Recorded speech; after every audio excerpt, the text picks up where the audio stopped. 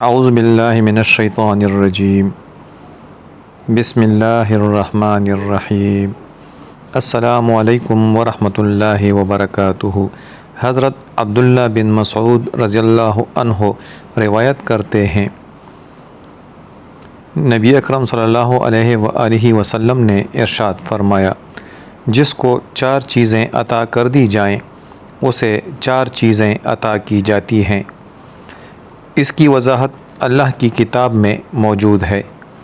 جس شخص کو ذکر عطا کیا جاتا ہے اللہ تعالیٰ اس کا ذکر کرتا ہے، کیونکہ اللہ تعالیٰ نے ارشاد فرمایا ہے، تم میرا ذکر کرو میں تیرا ذکر کروں گا۔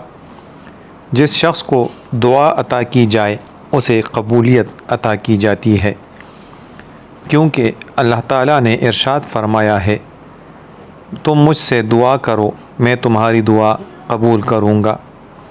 اور جس شخص کو شکر عطا کیا جائے اسے مزید یعنی نعمت عطا کی جاتی ہے، کیونکہ اللہ تعالیٰ نے ارشاد فرمایا ہے، تم لوگ اپنے پروردگار سے مغفرت مانگو، بے شک وہ بہت زیادہ مغفرت کرنے والا ہے۔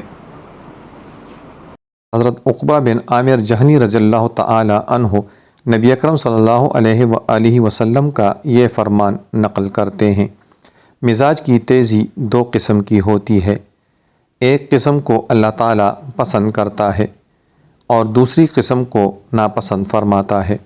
مشکوک کے بارے میں مزاج کی تیزی کو اللہ تعالیٰ پسند کرتا ہے، اور مشکوک کے علاوہ صورتحال میں مزاج کی تیزی کو اللہ تعالیٰ ناپسند کرتا ہے۔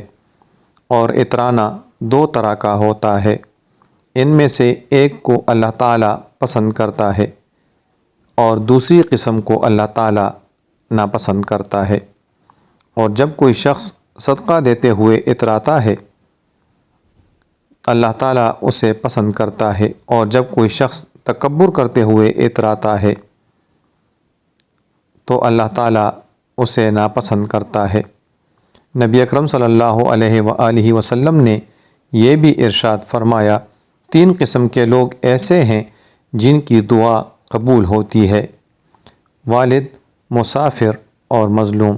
حضرت ابو ہریرہ رضی اللہ تعالی عنہ نبی اکرم صلی اللہ علیہ وآلہ وسلم کا یہ فرمان نقل کرتے ہیں، 3 لوگ ایسے ہیں کہ اللہ تعالیٰ کے ذمے یہ بات لازم ہے کہ ان کی دعا کو رد نہ کرے، روزہ دار شخص جب تک وہ افطار نہ کر لے، مظلوم شخص جب تک وہ اپنی مدد یعنی بدلہ حاصل نہیں کر لیتا، اور مسافر شخص جب تک وہ واپس نہیں آ جاتا۔